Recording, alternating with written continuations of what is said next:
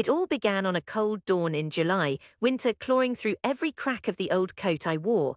I stood on the factory floor, the roar and clang of machines just ebbing towards silence as the last shift wound down. Pale light bled through high, dirty windows pooling over steel parts and dust. My hands trembled, half from the chill, half from the foreman's words still echoing in my head. "We don't need you here anymore, Matteo. Times are hard." "I'm sorry." He wasn't sorry. His eyes darted away from mine, landing on a loose bolt, and he called over his shoulder for Ignacio to take my place. There were no farewells, no reassuring back slaps. My co-workers, men I'd grown up with, men who knew my family, shuffled past with the rest. One or two glanced up, registered my blank face, then looked away like I was already a ghost. On my way out, I paused in the break room. My thermos, dented and painted once with my mother's careful hand, was there on the table. I picked it up, hesitated, then pressed it to my chest.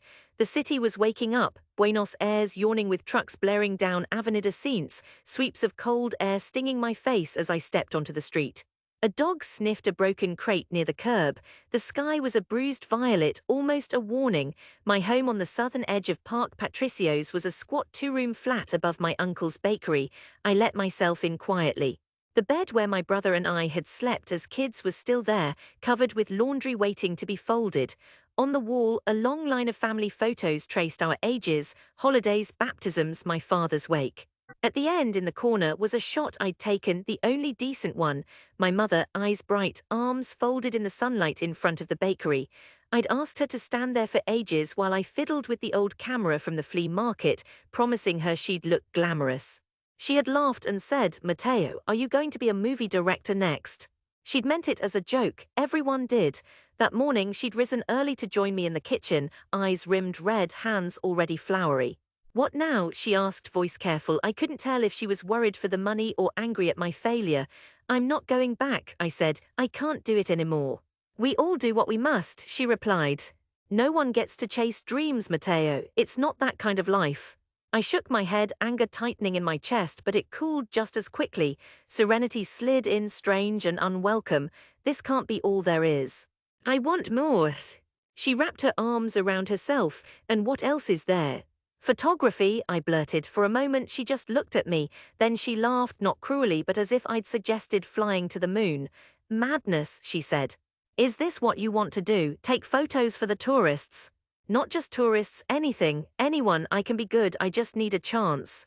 She shook her head, the lines in her face hardening. "You won't last a week. People like us, we can't afford foolishness." But I'd already decided. I took the camera, a battered Nikon, with me everywhere. At first I shot everything I could, the stray cats in the alley, my uncle flipping dough in the dawn light, the bustle of street vendors at the market, faces pressed close in city buses thick with breath and static.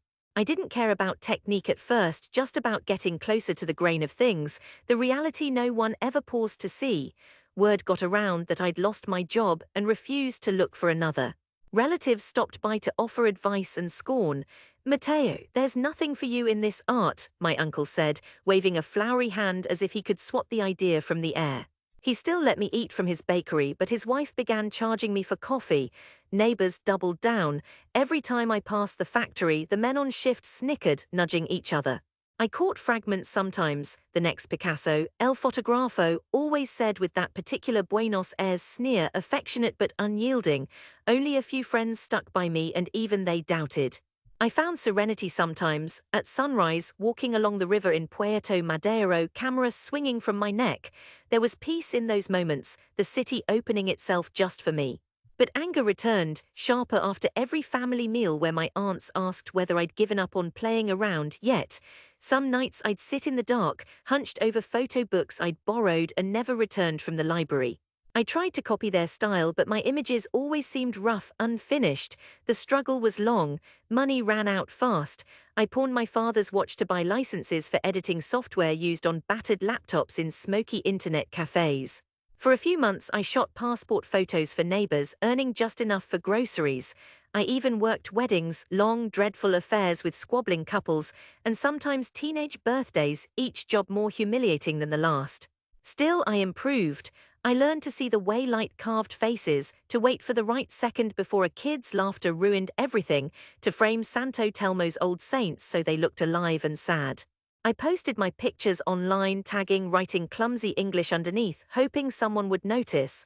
At night, I prowled city streets, photographing the city's underbelly, the night workers, graffiti, the shimmer of rain on concrete. I started a series capturing Buenos Aires at midnight, half asleep but fighting on. My images showed loneliness and hope, bruises and beauty. I called it El Otro Lado, the other side. One morning, the editor of an online magazine reached out. She wrote that something about my photos made the city look like poetry. They offered a feature, a real, honest-to-God spread. I stared at the email a long time, fingers trembling. My mother read the article when it came out, silent, face unreadable. "It's nice, Matteo," she said finally, "but how long will this last?" Long enough. I wanted so badly to convince her, but I wasn't sure myself. That first success led to others. A small gallery invited me to show work, another magazine paid for a set of images on the city's tango scene. I won a local contest. The checks were small, but I began to believe. I bought a better lens and upgraded my battered camera. I rented space in a shared studio, painting my name on the door, shaky but proud. My mother never visited, my uncle said, "Better have a side job." Even my closest friends looked skeptical as I showed them my name in print. 4 years went by, they were hard, but each struggle made me see the beauty in the mundane. I learned patience and sometimes how to use anger as fuel. My family grew distant. Then, when I made it clear I wouldn't return to the factory, indifferent. Late one spring, I got an email from an international agency. They'd seen El Otro Lado and wanted to fly me to Spain to shoot a campaign on immigrant identity. At first, I thought it was spam. When I realized it was true, I cried in the narrow bathroom, careful not to wake my upstairs neighbor. I called my mother, voice hoarse, heart hammering. She said, "Is this for real?" And for the first time, I heard a crack of pride beneath her worry. Spain was dizzying, skies a blue I'd never seen, languages swirling like a tide. I took portraits of men and women from Morocco, Ecuador, Senegal. My images showed what it meant to cling to a new country, to fold loss and hope into something bearable. The agency published them everywhere. When I returned, Argentina looked different, familiar and strange, held at arm's length. Now, whenever I posted a new photo, people wrote to me asking for advice. I was invited to speak at galleries, to mentor young artists. Money was easier. I rented my own flat, a little studio high above Plaza Constitucion where the city hummed below. Still, I avoided home. Part of me wasn't ready. My old anger had dulled into a quiet serenity, but my pride was raw, waiting. 3 years more passed before I was ready to return, my name printed in international magazines, a big exhibition under my belt, and a portfolio of campaigns that now led brands to fly me out or call for advice. All that time, my family had kept their distance, sending brief texts, sometimes congratulating me, sometimes asking for money. It was only when the Buenos Aires Museum of Photography announced a retrospective, my photographs blown up to fill whole rooms, my face on the invitations, that I knew I could go back, face them and not shrink. The opening was on a cold Friday night. The city's chill had crept into everything, but inside the museum the lighting was warm, softening the faces of the early crowd. I wore my best suit, bought with my first big paycheck, and crossed the marble lobby slowly. The click of my shoes sounded too loud. I was simultaneously the guest of honor and the loneliest man alive. I found my mother near the entrance, flanked by my uncle and cousins. She wore her best dress, hair clipped in that old-fashioned way. When she saw me, she pressed a hand to her lips. For a heartbeat, we just stared. Tears ran down her cheeks, but she stood tall. "Matteo," she said, hope and disbelief tangled in her voice. "Welcome," I whispered, smiling despite myself. The gallery was bright, walls lined with giant prints. My Buenos Aires in color and pain and jagged beauty. Graffiti glistening after rain, a factory worker's hands folding dough, grinning street kids, lovers embracing at dawn in La Boca. My family moved slowly down the line, mouths open, voices hushed. Other guests arrived, and soon the room was crowded. Curators, artists, neighbors, journalists, all mingling, wine in hand. I spotted faces from the old neighborhood. The woman who ran the corner store, the old man with the scarred cheek who'd limped past me every day, the factory foreman, even Ignacio, now with grey in his beard. They moved together, uncertain at first. I wondered if they'd mock me again, but they only stared at the photos, eyes wide, whispering. A reporter approached, camera crew trailing, the microphone clicked on. "Mateo Romero, tell us, how does it feel to bring your vision of Buenos Aires back here?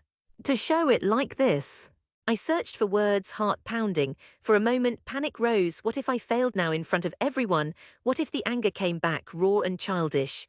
But then, looking around, my city, my family, my doubters, I felt calm, grounded in the thrum of the old doubts. It feels, I said slowly, like I finally got to show what was always there. People chase comfort, routine, but there's beauty and hope in what we ignore, in what seems impossible. This city made me bruises and all. I'm grateful for every setback, every no. They showed me what mattered. My uncle stepped forward. I turned to him, expecting another joke. Instead, he met my gaze and nodded, his eyes wet. You made magic, Mateo. We were wrong. His words were quiet but carried, rippling across our group. My old factory foreman, cheeks red, clapped me on the back, a real smile breaking through. You showed us, kid, you showed all of us. I never thought, he broke off, blinking hard. Ignacio raised a glass in my direction and grinned. Suddenly my city, all the people who'd mocked me, called me foolish, was seeing the proof. Not just fame or press, but the real images, the city as I'd seen it, as I'd felt it. My mother pressed my hand. I'm proud of you, Hijo, she whispered, her voice shook. I never saw it before, but it's beautiful, you did it, you were right. The words were everything I'd waited for. Anger slipped away for good, leaving only a calm wonder. I walked with my family down the gallery, showing them the details in the images, telling stories behind each shot. My mother touched one, a portrait of her laughing in sunlight outside the bakery. She smiled through tears. Will you be around for a while? She asked, voice small beneath the brightness. I nodded. I've missed this, all of you. I came home for a reason.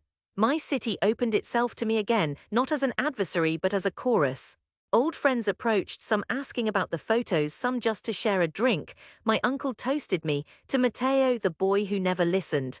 Laughter rolled through the room. The old wounds, the old angers lost their edge. I stood among them, serene now, sorrow and pride intermingling. Outside, Buenos Aires pulsed with life. From the wide museum window, I watched dawn blooming beyond the endless roofs. A new day, my city and I together at last. Word swept through the neighborhood, the baker's crazy son now a celebrity, the boy who refused to fit the mold. I stayed for weeks, sharing meals, walking the old streets. Anger, once the axis of my existence, was gone.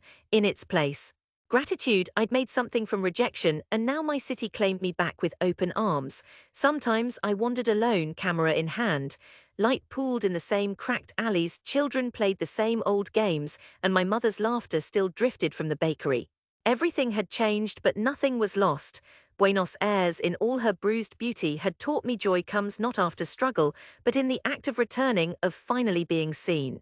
And in that moment, among family and neighbors, framed by the images that carried my lonely years, I found what I'd been looking for all along.